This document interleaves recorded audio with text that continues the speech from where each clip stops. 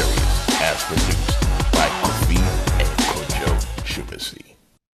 Ladies and gentlemen, get ready to meet the 2019 North American Ghanaian Adventist Doctoral Class.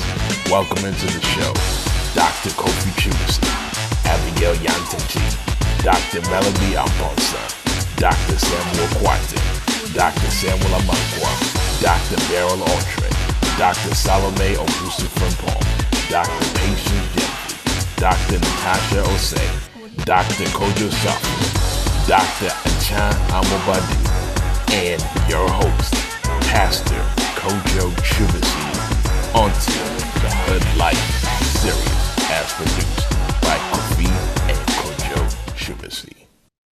Ladies and gentlemen, get ready to meet the 2019 North American Ghanaian Adventist Doctoral Class. Welcome into the show, Dr. Kofi Shumasi, Abigail Yantachi, Dr. Melody Amponsa, Dr. Samuel Kwate, Dr. Samuel Amankwa, Dr. Beryl Altre, Dr. Salome Obusu Frimpong, Dr. Patience Jeffrey, Dr. Natasha Osei, Dr. Kojo Safi, Dr. Achan Amobadi, and your host, Pastor Kojo Shumasi, onto the Hoodlyfe series as produced by Kofi and Kojo Shumasi. Ladies and gentlemen, get ready to meet the 2019 North American Ghanaian Adventist Doctoral Class. Welcome into the show, Dr. Kofi Shumasi, Abigail Yantachi, Dr. Melody Amponsa, Dr. Samuel Kwate, Dr. Samuel Amankwa, Dr. Beryl Altre, Dr. Salome Obusu Frimpong, Dr. Patience Jeffrey, Dr. Natasha Osei, Dr. Kojo Safi, Dr. Achan Amobadi, and your host, Pastor Kojo Shumasi, onto the Hoodlyfe series as produced by Kofi and Kojo Shumasi. Ladies and gentlemen, get ready to meet the 2019 North American Ghanaian Adventist Doctoral Class. Welcome into the show, Dr. Kofi Shumasi, Abigail Yantachi, Dr. Melody Amponsa, Dr. Samuel Kwate, Dr. Samuel Amankwa, Dr. Beryl Altre, Dr. Salome Obusu Frimpong, Dr. Patience Jeffrey, Dr. Natasha Osei, Dr. Kojo Safi, Dr. Achan Amobadi, and your host, Pastor Kojo Shumasi, onto the Hoodlyfe series as produced by Kofi and Kojo Shumasi. Ladies and gentlemen, get ready to meet the 2019 North American Ghanaian Adventist Doctoral Class. Welcome into the show, Dr. Kofi Shumasi, Abigail Yantachi, Dr. Melody Amponsa, Dr. Samuel Kwate, Dr. Samuel Amankwa, Dr. Beryl Altre, Dr. Salome Obusu Frimpong, Dr. Patience Jeffrey, Dr. Natasha Osei, Dr. Kojo Safi, Dr. Achan Amobadi, and your host, Pastor Kojo Shumasi, onto the Hoodlyfe series as produced by Kofi and Kojo Shumasi. Ladies and gentlemen, get ready to meet the 2019 North American Ghanaian Adventist Doctoral Class. Welcome into the show, Dr. Kofi Shumasi, Abigail Yantachi, Dr. Melody Amponsa, Dr. Samuel Kwate, Dr. Samuel Amankwa, Dr. Beryl Altre, Dr. Salome Obusu Frimpong, Dr. Patience Jeffrey, Dr. Natasha Osei, Dr. Kojo Safi, Dr. Achan Amobadi, and your host, Pastor Kojo Shumasi, onto the Hoodlyfe series as produced by Kofi and Kojo Shumasi. Ladies and gentlemen, get ready to meet the 2019 North American Ghanaian Adventist Doctoral Class. Welcome into the show, Dr. Kofi Shumasi, Abigail Yantachi, Dr. Melody Amponsa, Dr. Samuel Kwate, Dr. Samuel Amankwa, Dr. Beryl Altre, Dr. Salome Obusu Frimpong, Dr. Patience Jeffrey, Dr. Natasha Osei, Dr. Kojo Shafi, Dr. Achan Amobadi, and your host, Pastor Kojo Shubasi, onto the Hoodlyfe series as produced by Kofi and Kojo Shubasi. Ladies and gentlemen, get ready to meet the 2019 North American Ghanaian Adventist Doctoral Class.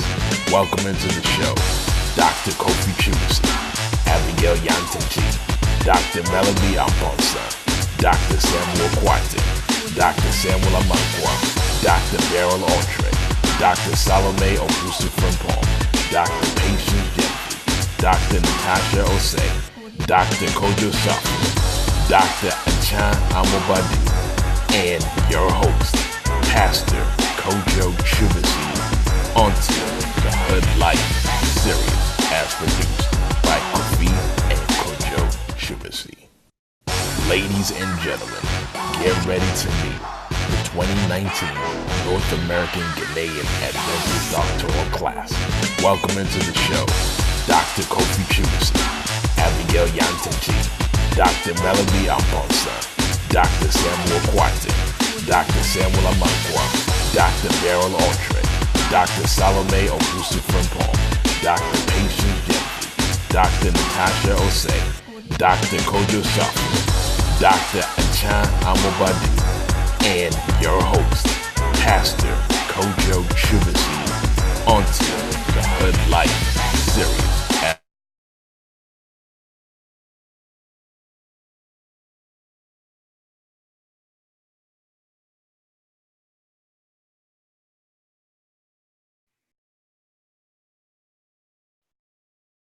Welcome to the hood. Wow, why are you stretching it today, man? Because boys need to know what's going on. Exactly. Welcome to the Hoodlyfe. That Man. is The man. number one show happening in America right now. in the his eye. I don't care where you are. I don't care what you've been doing. Right. Whatever you're doing, you need to be tuning into Hoodlyfe right now. Matter of fact, if you know someone that also needs to be tuning into Hoodlyfe, share this video Exactly, right man. now. Hit that share button, hashtag Hoodlyfe, man. Drop your name in that comment so we can see that you are up and running and watching. Your favorite two co-hosts, we're back. Dynamic. We're back. Come on now. Man, how you doing, Dr. Kofi? Man, it's been a long day, man. Work and all, man, but we're still here. No, same here, man. It's been a very busy day today for me, man. For sure, man. Yeah. What were you doing, man? Well, you know, Playing basketball? Was that your busy day or? Man, so that's what y'all think masters do? Hey, is that what y'all think? Y'all only masters show up do? on Saturday. Don't disrespect the crowd. Y'all only show up on Saturday, wait for 45 minutes, and y'all still getting a check. Well, let me say this. Uh-huh. I was up before you working. What you gonna say? I was up before you. I don't know about all I was that. up before you. Shoot. And so, come on. What you gonna say? Anyway, y'all would like to welcome you all to the Hood Life, man, where this is a celebration. You know, L'Haim is a celebration of life. Hey, man, you quoting Jay now? Well, you know, why you gotta tell people my sources? We want to make sure you're not a con, man. Well, hey, man, you know, what's it called? I do research. Right. That's what we call it now. Not plagiarism, but research. Well, you know, they say this. They say that if you copy from one person, that's called plagiarism. Okay. If you copy from multiple people, that's just research. That's research. This is the Hoodlyfe, y'all, and the Hoodlyfe is a celebration. It's a celebration of individuals, Ghanaian, Adventists, North American, living in North America, that have graduated with their doctorate degrees in the year 2019. And we're not celebrating, I said it again and again and again, we're not celebrating with Ghana chips, Bofro, meat pie, or donuts. Neither are we celebrating with malt, Guinness, or sodas. We are celebrating by creating a program that offers you value. Exactly. And so that's what we're doing over here. But in addition to that as well, this is a program that says thank you. Yeah, thank you to the doctors. I mean, how grateful do you feel to your folks and to your family for helping you get to this place? Man, forever grateful, you know what I'm saying? And not just that family. You know, when we talk about family, sometimes we talk about the nuclear family, but also the church family. Yeah, the people that, you know, Wednesday prayer meeting, they praying for you. On Saturday, you know, when they say all the students come up to the front, that routine kind of prayer. I know people get on that, but that is what I'm always forever grateful for. Right. Oh, no, definitely. And, you know, and so that's why, you know, Hoodlyfe is our collective way of saying all of our moms, all of our dads. Right. Thank you. Thank you. But we also said that Hoodlyfe is a double entendre. Yeah, that's one of my favorite words. Double entendre, man. Double the trouble. You know what I'm saying? Rumble in the jungle. That's right. And, you know, when we say, I came from the hood, that means I came from the pain. I came from the guttermost. You know what I'm saying? Guttermost, man. And, you know, we from the Rock, man. Yeah, we from the Rock. If y'all don't know what the Rock is, check it on Google, man. Check it on Google. Far Rock, man. And, you know, Far Rock is not all the way hood, but it's hoodish. Well, it depends where you're at in Far Rock. It depends. You know what I'm saying? Because Mott was really heavy back then. And we talking about New York City. Yeah. Mott was really known for its heavy crime until, you know, they started patrolling there with heavy cops. Right. Militarized and stuff like that. But, you know, that was the hood. Yeah. But, you know, in May, a different hood was put on. Oh, man. Now that hood. That represented the victory and success. And so that's what Hoodlyfe is saying. Hoodlyfe is saying that at the end of the day, you can't have the victory and success without the struggle and the pain. That's right. But without the struggle and the pain, you can't appreciate the victory and success. And so thanks for being with us today. Sure. People have gotten some special gifts, man. Isn't that right? Yeah. A lot of special gifts have been given out, man. Why don't you let them know what those are? Well, man? You know, first the book, that's been out there. Exactly. Volume 1, man. Volume 1.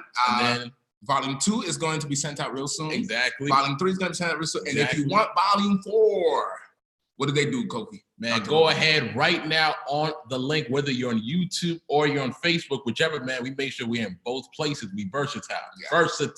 Versatility. Yes. All you have to do is click on the link that says receive a free copy of the Hoodlyfe book, and you'll be able to get that. So it's only for the duration of the show. All right, so don't miss that. We have another gift for y'all. We'll get to that gift a little bit, but if you still want to go and see what that gift is all about, you see a coaching program link. I want you to take a look at that, and a little bit, we're gonna definitely let you all know what's that all about. But if you're already inspired to purchase it, go ahead and purchase it. Those are the gifts we got. I mean, I'm shoot. To me, if I was you, I'd have gotten it like yesterday. Come on now. So you better be clicking on that button today. Now, Dr. Kofi, before I bring out my guests, man, you're a doctor in your own right. Man, it feels different now. You know, you call me doctor. I'm like, yo, what's up? I mean, talk to me about it, man. You know, that day, you know, as you were inching closer to get your doctor, what was the feeling like? What was the zeitgeist like, man? For me, I wasn't, you know, a lot of people say, man, I was nervous. Nah, I was ready. We know you were ready. I mean, it was everywhere. So let me tell you what I did, man. And this food for thought, and y'all do the dishes. This is what I dropping bars right now, man. Y'all better tweet that. Food for thought, and y'all do the dishes. See, what I did was my final semester, because, you know, the final semester is the worst, man. The final semester cannot make you graduate. After you send out your invitations, you know, if you fail a class, that's it.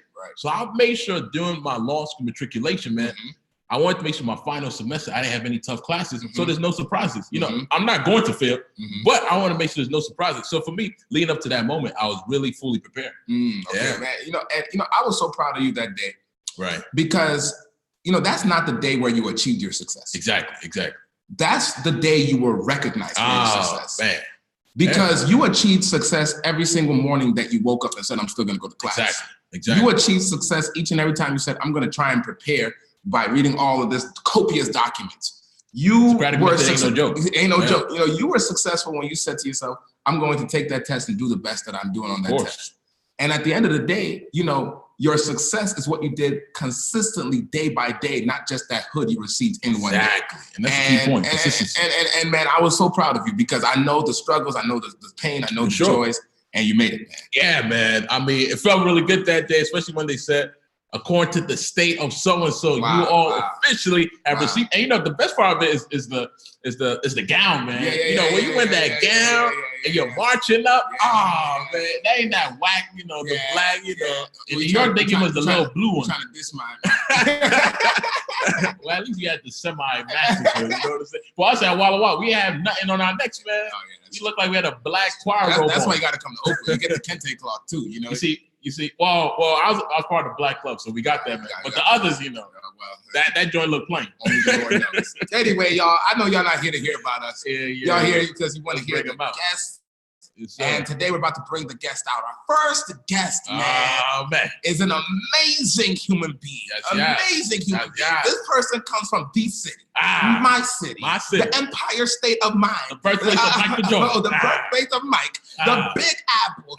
New York City. Yes. But at the age of 10, she moved to New Jersey. That's where she did. Now that's where it goes wrong. Go a little south, but that's okay. Maybe not mess up her introduction. She went to New Jersey where she decided to do the majority of her early schooling. After she completed her undergraduate in Wesley College, she found herself in the Midwest getting blessed as she studied at the Ohio State University in the pharmacy program. In 2019, she graduated with her doctorate in pharmacy. And in the same year, she fulfilled every parent's dream, every Ghanaian Adventist parent's dream. She didn't just get her doctor, she also got her MRS. She was married as well. Yes, y'all. If you haven't guessed, it is time for me to reveal our next inductee into the Hoodlyfe. Come on! Dr. Patience, formerly Jeffy, now a Champong.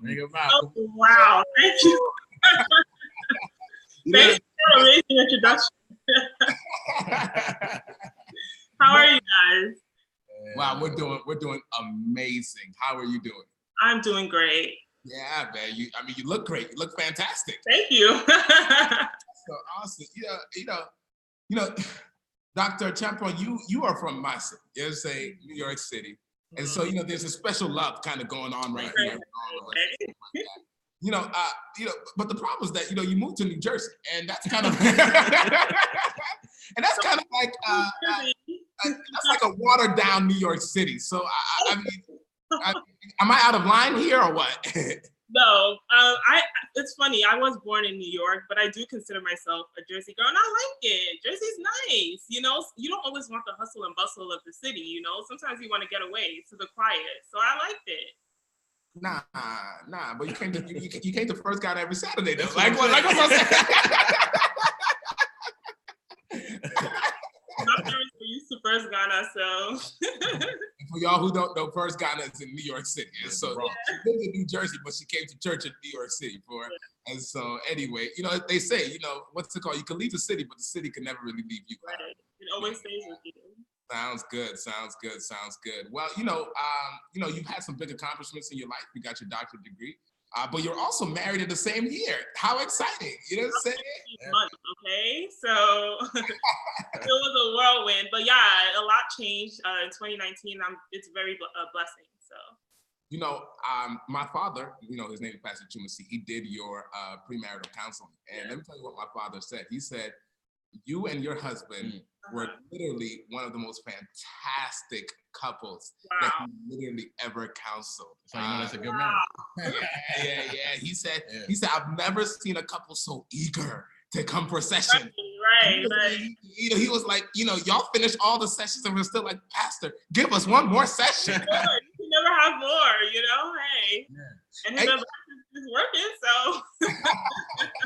Hey, that's a really good mindset to have, because as a pastor, a lot of people come to me and like, Pastor Kojo, I'm like, did you go for premarital counseling? They're like, no, I don't want to go for premarital counseling. And I'm like, why?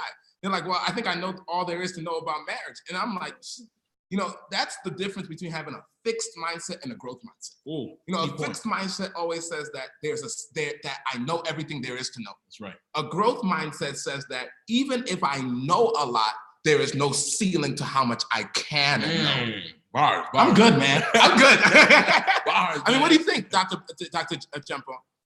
Oh yeah, I feel like, once you stop learning, you stop living. We're always learning, we're always growing. That's the essence of life. So in whatever you do, strive for excellence. We spend so much time preparing for our careers.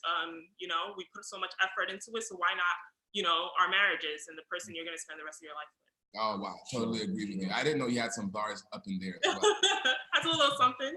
Heavy ducats. Anyway, right. Well, we have another guest. We're going to get into your journey, but we also want to bring out our next guest, and so that we can have a really good conversation out here. Our next guest She also was in my city, the big city, New York City. Right. But now she lives in Massachusetts. Originally, though, she hails from the Gold Coast, the GH, Ghana, the biggest tourist attraction spot the year. Oh, man, of the moment, the Black Star. And she is a proud alumnus of the secondary school called Achimota.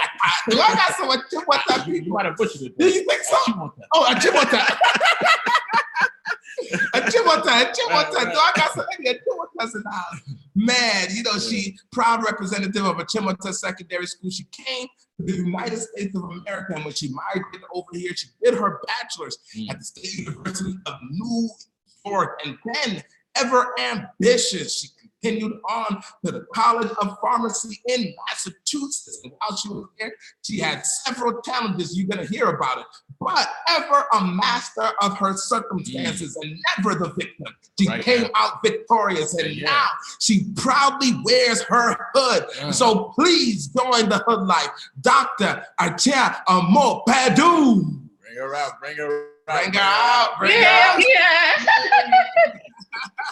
The Chumasis are winning.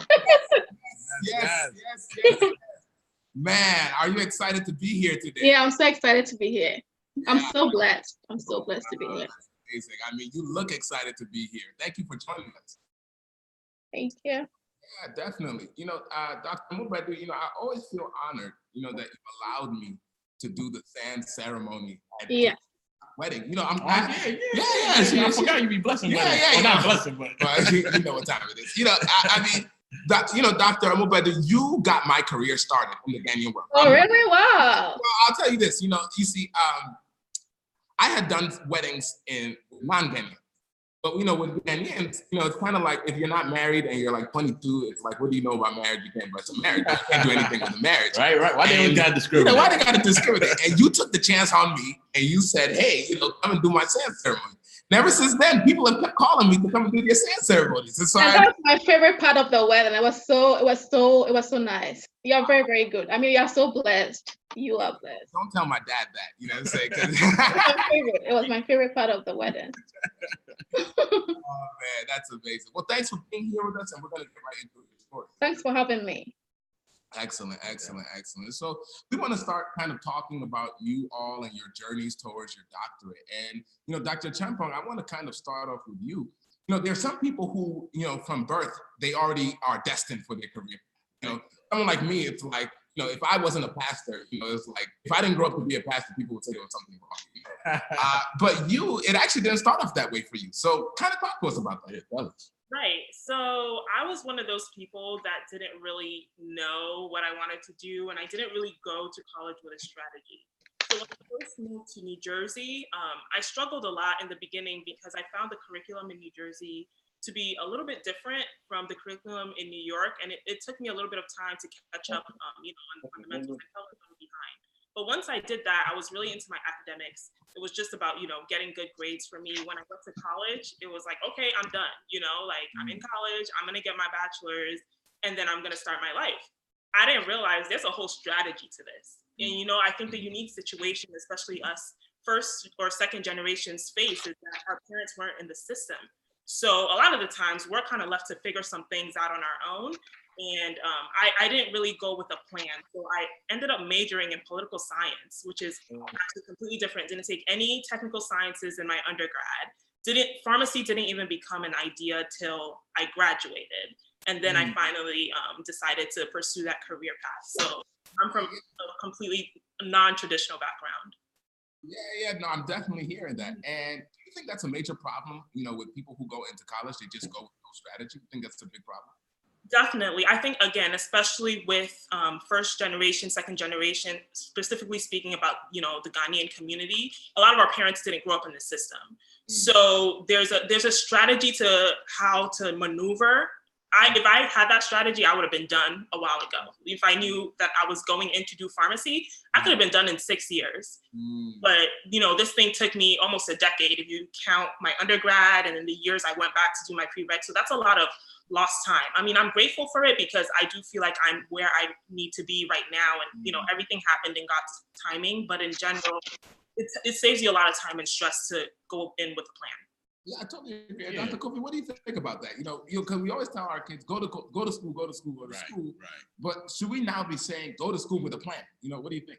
Definitely. Because, the biggest thing in our community is that we don't have a lot of professionals or professionals who like to engage back with our community. Okay, I guess, yeah. Mm-hmm. You know what I'm saying? Because we do have professionals, like lawyers, we don't really have it. Mm-hmm. You know what I'm saying? And I know when I was reaching out to certain people, it's so removed from that experience. So it's like they really had nothing to offer me. Mm-hmm. So a lot of times we have a lot of young people in our system who have no guidance because their parents are not educated, in their church, they don't have people who they can connect with.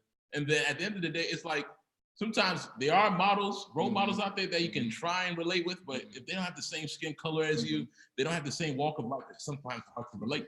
So it's a good point. So Dr. Temple,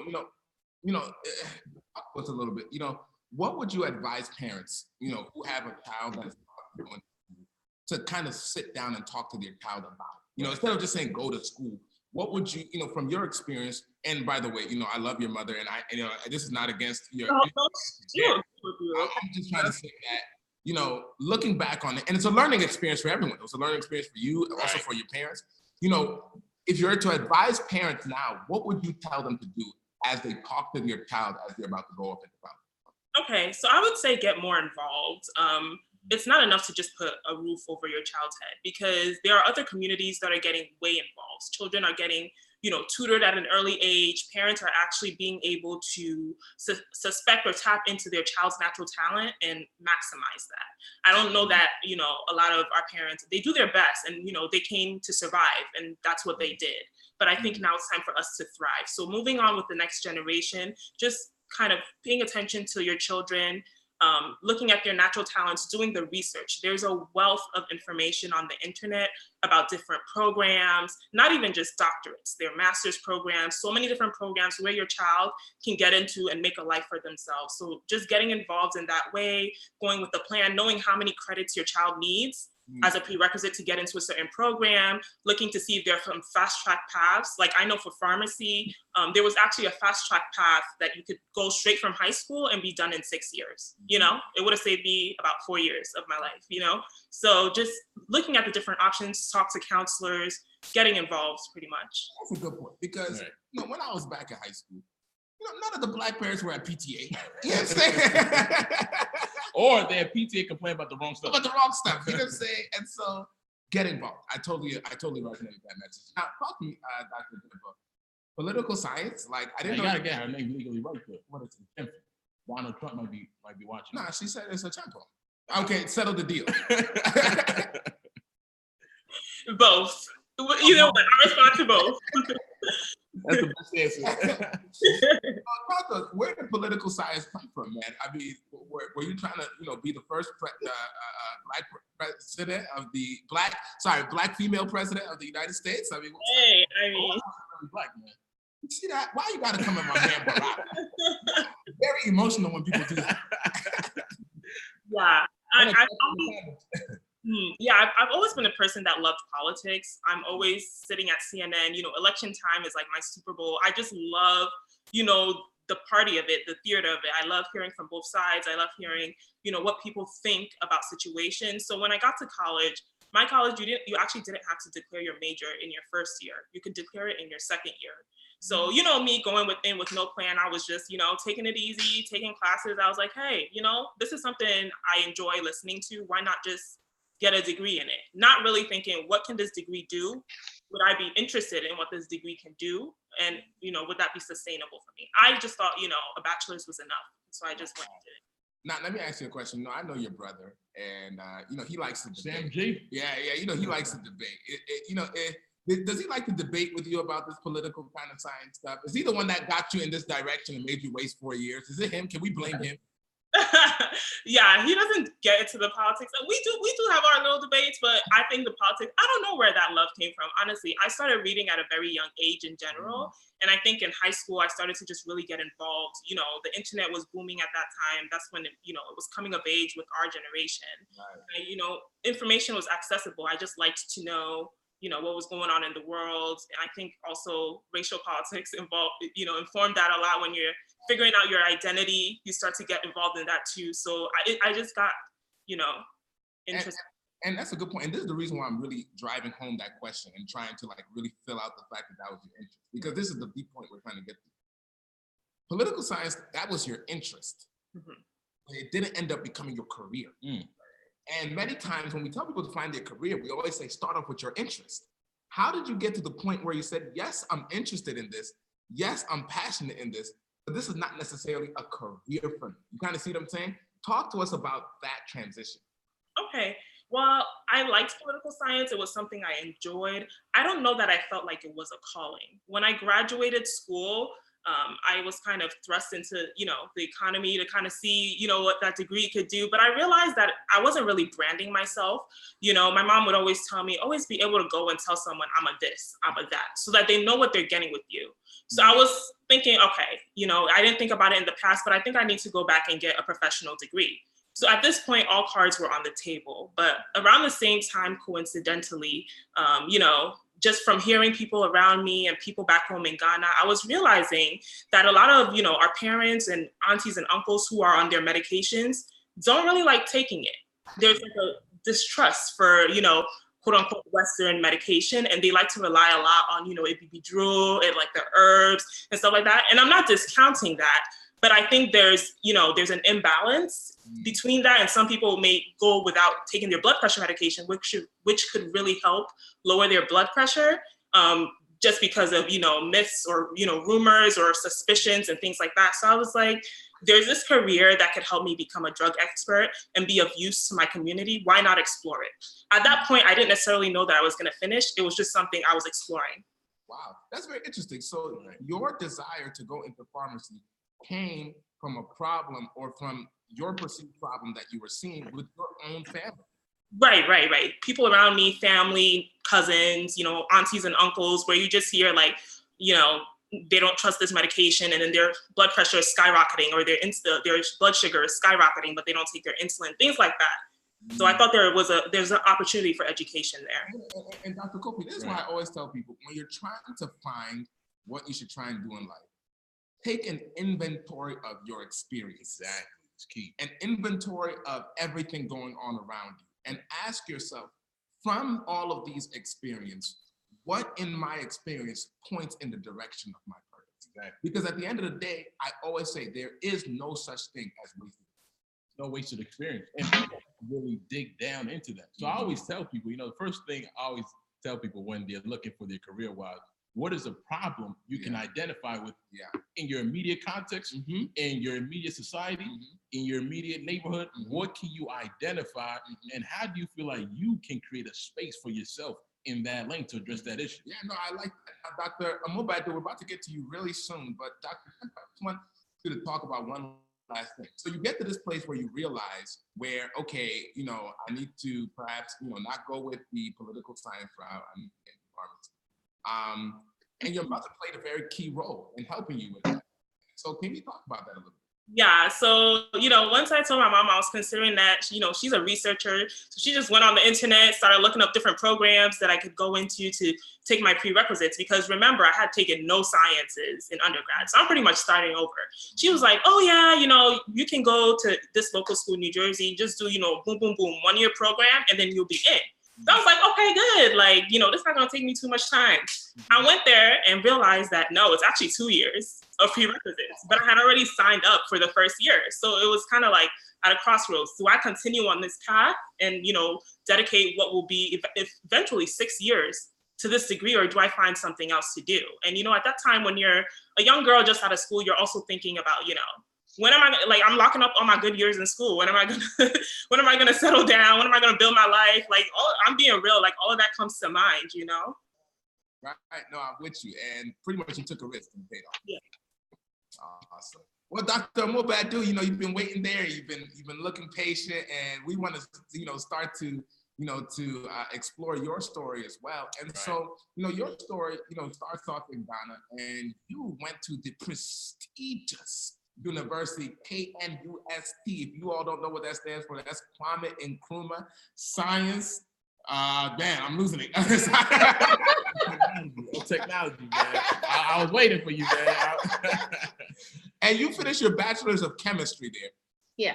Then you came to America, and they forced you to do a bachelor's all over again. Now, Yeah, because I had to do that. No, yeah, probably you're more of a Christian than me, but I would have been so upset.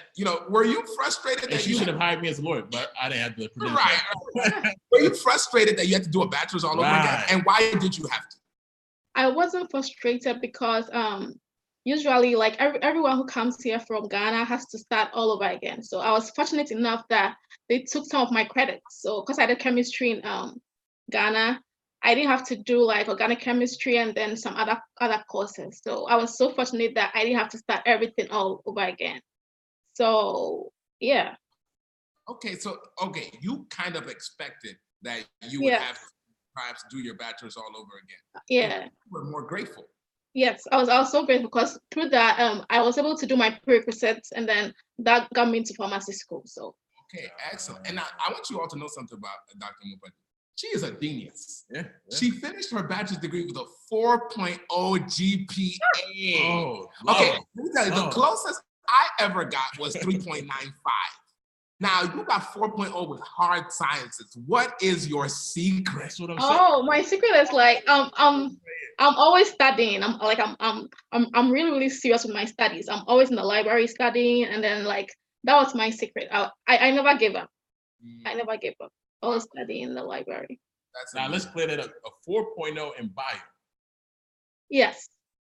Now I need everybody to understand this. I have to put a quick promo for the coaching program. This is why you got to get the coaching program right here, man. You got a 4.0. Who didn't do it in social work? Yeah. Who didn't do it in some liberal arts? Mm-hmm. I'm not dissing the liberal. Well, I might be dissing the liberal arts. I'm playing. I'm a fan of the liberal arts, man. But that is why you need to get our coaching program right there, because we got the best of the best. 4.0 bio pharmacy, and we got to get to that journey in pharmacy school. That's amazing. It's amazing. Yeah. And let me ask you a question. You got this 4.0. Did you feel like, a lot of times, in America, we disrespect the system. We feel like, Ghana, university in Ghana is easy, whatever the case may be. But, you came here and you just beasted your bachelor's. Did you feel like it was easier, coming to America in studies or what? I think for my bachelor's, it was easier here because I already did my bachelor's in Ghana. So it was pretty easy for me. But then for pharmacy school, it was really, really tough. But for my bachelor's, it was really easy. It was really easy for me. Yeah. Now, your 4.0 GPA earned you some special things. It earned you. Yeah, talk to us about it. Yeah, so I had a scholarship to my school, Massachusetts College of Pharmacy and Health Sciences, because I had a 4.0 GPA. I had a scholarship. Wow. And then I didn't have to take any PCAT because I had a very, very high GPA, so I didn't have to take any PCAT. So most schools, because it was really, really high, most schools, I got admissions into most schools. So if people had a very high GPA. So if people are trying to get into pharmacy, would you recommend that they keep the grades really high like that? I think if you get like a very, very high GPA, every school wants you in their school. Like every school wants you. So I recommend like getting like a very, very high GPA. Yeah, that's very true. That's very, very helpful. Now, real quick, what's the PCAT? Can you clarify that? The PCAT is the entrance, pharmacy entrance exam. Okay, pharmacy entrance exam. Now, let me tell you all how brilliant. Come on now. Dr. Mubadi. Bring it. Yes, sir. Already, I think we've proven the fact that she's brilliant. She had 4.0 GPA. And that's why they get the coaching program. I'm going to keep saying that. But here's what I want you all to know.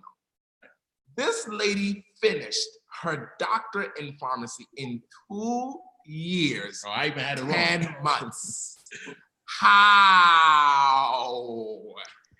So my school is an accelerated pharmacy school. So it's 2 years of schoolwork and then 10 months of rotation.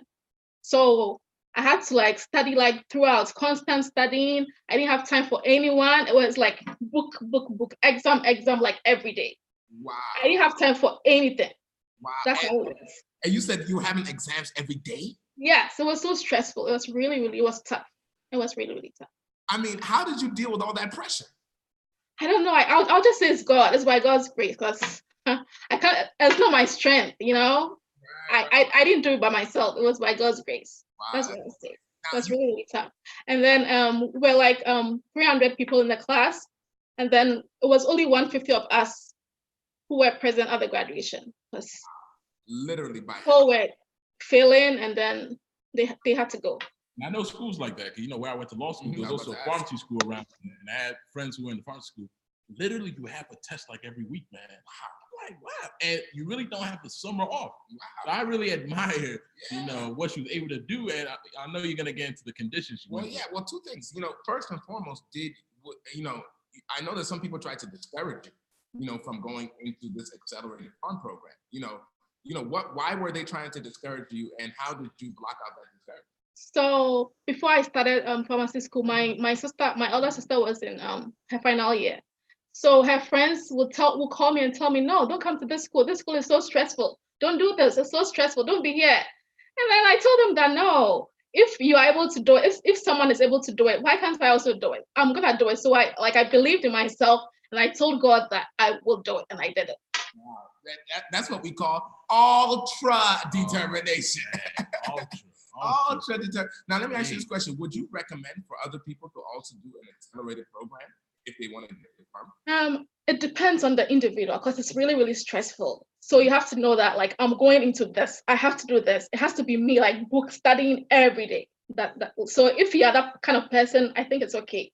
But if you are that person who likes going out, hanging out with friends, I don't think accelerated program is good. But I'm actually learning, because I actually didn't know that you had accelerated pharmacy programs like that. Yeah. And so that's a very educational piece for me over there. Well, we're going to talk about the conditions that you went under in order to, But before we do that, Dr. Chatfong, I want to come back to you real quick, because, your path in farm school wasn't easy. Matter of fact, you started off at a disadvantage. Talk to us a little bit about that disadvantage. Yeah, definitely. So I already said that I went and did 2 years of my prerequisites, but I was competing with people who had science degrees in undergrad. So they were coming in with a whole wealth of knowledge. So I found a lot in my first year that it was very technical, and I was kind of like on a learning curve. I had to learn a whole different language that I didn't really understand fundamentally. And when you have a political science degree, I'm of the opinion that it teaches you how to think. And the way you think, you tend to look at the deeper meaning. Things are rarely black and white, because you're looking at how, countries relate with each other, how humans, vote, how humans interact, how they think. So it's really black and white. So you're always approaching a situation from thinking of the deeper meaning. But what I found with, technical science is that, equations, formulas, it tends to be more on the black and white side. So one of my issues was, for example, I would take an exam and then I would mark the right answer, and then I'll be like, what are they really asking? No, let me change my answer. And I'll be like, no, and then I'll always get it wrong because I changed my answer. Like, I'm thinking too much about it. So it was not just about going into a different field. It was about changing the way you think, like being able to adapt to a different way of thinking, rewiring your brain to be able to think in a science mindset. And I found that challenging the first year because it was more technical, but once it got into the more, clinical side, interacting with patients, the more human side, I started to hit my stride. Wow. I mean, Dr. Kobe, have you ever heard someone say that? They had to change the way they think, the tools that they use to interpret. I mean, it's pivotal. And it's the same thing with law school. A lot of people don't understand with law school, medical school, pharmacy school, it changes the way you have to approach your studies. A lot of times people like to coast through, and that's what you all are going to see in the book. Purchase the book. I'm always putting promos in there. But you have to change your approach. I love what Kobe says, man. Kobe says, when I go out on the basketball court, I go out for the kill. That's his approach, man. And that's the approach you got to take when you're doing your pharmacy school, medical school, law school. Yeah, I totally hear that. And so, Dr. Chempa, how did you change the way you think? I mean, how did you do that? I mean, I can only understand how difficult that could have been. How did you do that? Don't second guess yourself, go with your first instinct. It's usually the right one, the way I study, like I like to stare at my notes and then kind of develop a photographic memory. So when I see something on a test, I'm like, oh, this jumps out to me. Don't second guess it. I mean, think your answers through, obviously, but I think learning to be confident in my ability to pick the right answer, or learning to be confident, even down the line, learning to be confident in my ability to counsel patients. Just don't second guess yourself, walk in that confidence. And that I think that's why it's important in life. Oh, I'm about to drop something in all of y'all spirits. I think that's why it's important in life to learn how to train your instincts. People train their minds. Right. People train their skills. Right. But you have to also learn how to train that gut. And when you train that gut, you have to also learn how sometimes to be obedient. So I really like that. Yeah. You know what? Yeah, but she said a critical point that the photographic memory, is that something that you were naturally born with or something that you really developed as you were in pharmacy school? Again, I would say I used to read a lot. So I got very used to seeing words in a book. You know what I'm trying to say? So when I'm studying, for some reason, I'm just able to like see it and then remember it. You know, I just read it a couple times, read it a couple times. So I don't know if it was natural or something I developed, but it helped me, you know. The photographic memory, I feel like I got the same too. I don't like to say it out there, but I feel like I got the same. You don't want to jinx it? I don't want to jinx it. For me, I'm more of a person, I could recognize it. And that's what helps me through law school. I know you got that photographic memory. I know not really. No, not sure? Really. Yeah. Well, okay. I have that photographic memory with quotes, ideas, and concepts. I don't have it with technical things, numbers, dates, facts, and figures. And so I learned what I have it with and what I don't have it with. And that helped me know what to study and what to not study. Yeah, and photographic memory for me is a little bit dangerous because sometimes I cheat my way through it in terms of like, I may not understand the material, but because I've just recognized and seen it in my studies, you know, I'm Gucci. You know what I'm saying? No, but it goes back to the instinct thing. You could have that photographic memory and still say, this is so true. And that's why instinct is like a muscle. And you have to keep exercising. So let's talk about one last thing. You know, you came into farm school at a disadvantage. Yeah, disadvantage. The very experience, which was your political science background, that was creating a liability for you. Towards the end of farm school, it ended up becoming an asset. Talk to us about it. Yeah, this is my personal opinion, but I just felt like, you know, again, with political science, you're really thinking of the deeper meaning. You're thinking about why humans make the decisions that they make. And as pharmacy school kind of diverted from the more technical side to, you know, patient care, you know, pharmacists are dealing at the front line. Different people, you don't know who's going to walk in, you know, that day. So you need to be able to manage different temperaments. You know, a lot of people are really cranky about getting their medications. You need to be able to manage that and keep your cool. And I think that level of emotional intelligence kind of came a little bit more naturally to me because of my interest in kind of being able to disseminate human behavior a little bit. So it actually turned out to be a benefit. And, and at first you thought that your 4 years was a waste doing that political science.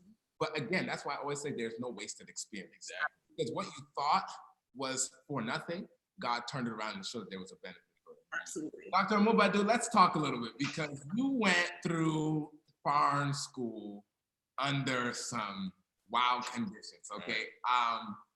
You were married going into farm school. Yeah. We had Dr. Barrow Archer yesterday, and we know that you can go to your doctorate school while getting married. But here's the thing. This is what we're going to talk about. 2 days after her honeymoon, my Lord, you came to a discovery. What was that discovery? Right. Oh, I discovered that I was pregnant. Tragic. Man. And so, I mean, talk to us about that. Okay, let me tell you, don't judge me, but, I plan on when I get married, I ain't trying to have a child. I'm not a kid fan, so I'm not trying to have a child. Proxy. 2 days, you know what I'm saying? And you're going to farm school. Like, what? Talk to us about that. That's how you know she's pregnant. I got married in July of 2016. So 2 days on my honeymoon, I got pregnant on my honeymoon. And so I was like, how would I go to school, this tough school with like a baby, like having a baby in this school. So I didn't know what to do. So I don't know. So my mom was always encouraging me. My husband was always encouraging me, don't worry, you'll be fine. And by the grace of God. Yeah. I know your parents, probably your father or something like that was kind of like. Yeah, so my dad was like, he was concerned about me going to school. Like, it was his main thing. Like I planned on like going to school before I started a family. I was thinking about school first. Mm-hmm. So I didn't know how to tell my dad that like I was pregnant because I knew he was concerned about like school, more about school. So when I told him, like, how can you get pregnant? Me like, how can you be in a pharmacy school, this tough school with a baby? But God being so good, everything went on well. So can you imagine that, Dr. Kofi? Like, usually people are afraid. I'm talking about people from a Christian background. Sure. they're usually afraid to tell their fathers that they're pregnant when the baby's out of wedlock. Right. And she's married. It's legitimate. And she's still afraid. You know what I'm saying? And so, but here's the thing. You know, you had a very supportive husband. What advice would you give to husbands who have wives, you know, in understanding this? You know, your husband was really supportive of you. Yeah. Because so I was always in the library. I usually come home very late. So anytime I come home, my husband will be asleep. I didn't used to see him like every time. We didn't have time for each other, but my husband was so supportive. Like he was always with me. He was like, "Don't worry, it's just for 2 years, and we'll be fine after that." So he was always like supporting me. He was always encouraging me that like everything was gonna be okay. And you know, this is what I learned from that. Right. At the end of the day, when you have a bigger goal in mind, be willing to endure the pain because the pain is temporary. Exactly. You know, just 2 years, 3 years. Yeah, just 2 years.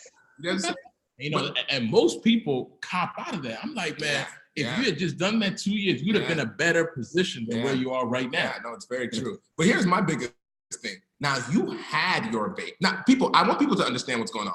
You're pregnant while you are in farm school. So I was a month pregnant before I started school. Yes. And this is accelerated, meaning you did exam every day. Right. Watch this now. Then while you're in farm school, you have the baby. Yes.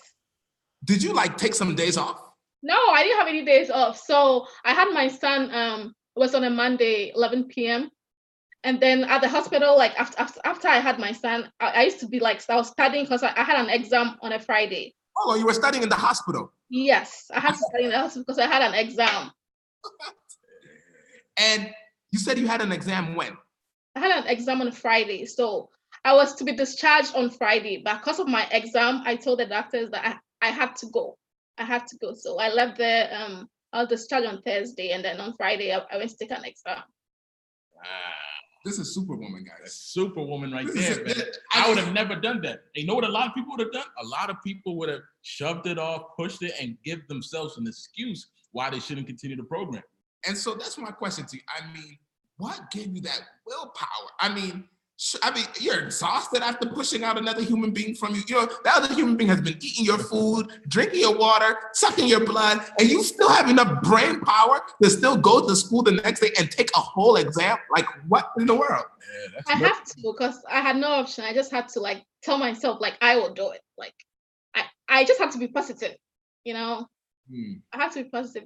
I told myself I have to do it. So that's how and I don't know, but God has been so good to me, and I just don't know what to do. I just don't know what to say. God has really, really He's been with me through it all. Yeah. Through it all. I'm so grateful to God. And pretty much what I'm hearing from you is that you are a very determined person. Where do you get that determination from? God. I understand. I just don't know. I keep saying that I don't know what to say right now, but God has been good to me. That's all I can say. God has been good to me. I don't know where I had the strength from, but I know God has been good to me. And you know what? At the end of the day, because He is our strength. That's right. And people who are listening in, you know, that's one of the points that we're trying to drive home today. Don't try to do this thing on your own. There's a higher power there that's really trying to help you through everything. And so at this moment, you know, talk to them a little bit about the book. Talk to them a little bit about the coaching program. Let's talk to them about it. Exactly. So right now, ladies and gentlemen, you just got to hear two of the hottest doctors on the planet, man. We just had Dr. Achan Amobadu, and we also had Dr. Patience. It could be either or, Jemfi or Champon, whichever way you want to get it right. But we have both of them who came to spit some knowledge. And I say some knowledge because they really did. They went into the hustle and bustle of their academic journeys and really gave you all some secrets. But this was just a little bit of who they are, you know what I'm saying? But if you want to take your game to the next level, because a lot of people always try to air hustle me, right? Okay. And, you know, this is Hoodlyfe, so a double entendre again. A lot of people love to air hustle. People love to get free advice, but don't like to get paid advice. Now, what we're doing with the advice or packages that we're giving y'all with the coach program is that you get to connect with these doctors who give you tailored advice. So they'll actually get to listen to you, see where your weaknesses are, see where your strengths are, and see how they can help you carry your goals. And this is the great thing about the coaching program.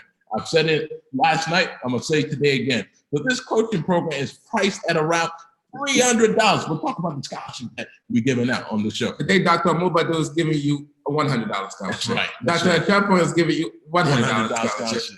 Dr. Kofi is giving you $100 scholarship. No, I ain't giving you no type of scholarship. And so we dropped it's at $49.99. But here's my question, Dr. Kofi. Why should some people are complaining, like, why should we pay for mentorship? Why? Why should someone invest? Why should someone do that? Because I always say this, and this is my motto in life. If you want to make personal growth in your life, you got to make personal investment. It's true. It's the key thing. The second thing is this. Not all advice is free. Sometimes you definitely got to pay for quality advice, and that's what we're doing. And I want to be clear. You're not only paying for advice, you're paying for people's time. People's time is more valuable than their money, right? Exactly. So that's very important.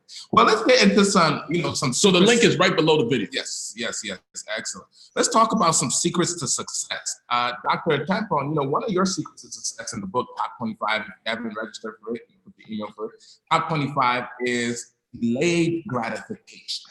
Delayed gratification. You're willing to suffer now so you can benefit later. Talk to us a little bit about that secret. Yeah, nothing good in life comes easy, and you're going to have to put in the work. You're going to have to put in the time. The most successful people in the world, all we see is when they hit it, but we don't see the grind that they went through. Sometimes you're going to have to sacrifice some hangouts. Sometimes you're going to have to sacrifice some, night outs to study, so delay that gratification because it's worth it in the end. Just make an investment in your future and know that, it's not always going to be the way it is now. And there is a light at the end of the tunnel. Yeah, Dr. Chepo, talking about pain, did you experience any major failures while you were in farm school? Did you experience any major, man, I bombed that one, I didn't do well on that one, I messed up on that one, I got yelled at on that one, did those things happen? Yeah, there's several incidences of that, especially my first year, in pharmacy school, at least in my program, we had to memorize a bunch of drug structures, chemical structures and things like that. So I remember that class being really tough for me. And then even just being out there talking to patients, you meet so many different people. In my first year, I went right into an internship, to counsel patients on drugs that I had never been exposed to. So, and then some patients on, it was a telepharmacy type internship. Some patients on the other end actually used to be nurses and things. So they would know their stuff, some of them. So sometimes they would call me out and you would just leave feeling so discouraged. But what helped me, I don't know if he's gonna, see this tonight, but Kwesi Achampo, my cousin who's Kwesi Ajimai, sorry, my cousin who's also a pharmacist. I remember one day texting him and he really gave me encouragement. And to this day, he still checks out on me. So I think, especially in our community, mentorship is so important. There's people who have been there and who have done it. And it's important to just encourage those of us who are still in the grind. That's amazing. Now, Dr. Mobadu, one of your secrets to success is family. And in fact, your mother made a huge sacrifice to help you out. Can you talk to us a little bit about that? So my mom had to quit her job to take care of my son because I was in school. So she had to take care of my son since day one. Wow. Yeah. Wow. I mean, I hope your mother is watching right now. Yeah, she is. Say thank you so much for that amazing sacrifice. Dr. Mobadu, how important is it to lean on family, or at least people you consider family, in order to get you through? How important is it? Sometimes some people can discourage you. So if you have friends and families who are there for you, who will try and encourage you, I mean, it's really important to have people who give you energy, do this. I think it's really, really important to have people who encourage you. Let's expand family, you know what I'm saying? And people are going to see this in the book, man. Family doesn't always have to be your nuclear family. But I always say, find some sort of family that can rightfully guide you. And, coming in as a lawyer, a lot of times, several Black males, fall into the wrong family. Because you can't fall into the wrong family, whether those are, drug kingpins or, just gangs in the neighborhoods. But the key thing is falling to a positive family. Right, because everyone has the need for belonging. Exactly. And so, Dr. Mobadu, talk to us. You have your degree now. You're a doctor. And so, what's the future plans? So the future plan is, my sister is also a pharmacist, so we plan on setting up independent pharmacy. Yeah, go ahead. We plan on setting up an individual pharmacy one day. And then one thing is that I used to be very active in church before pharmacy school, so I plan to go back because God has been so good. That's right. I plan to be very, very, very active in church. I don't know how to thank God He's done so much for me. And then I just have to go back to church and then sing praises to him. Right. No, the Bible says that in Romans 12, verse 1, it says that when we are appreciative of God's mercy, the best way to show our appreciation is to give him our reasonable service. It says, be a living sacrifice reasonable service. And give us our reasonable service. That's and right.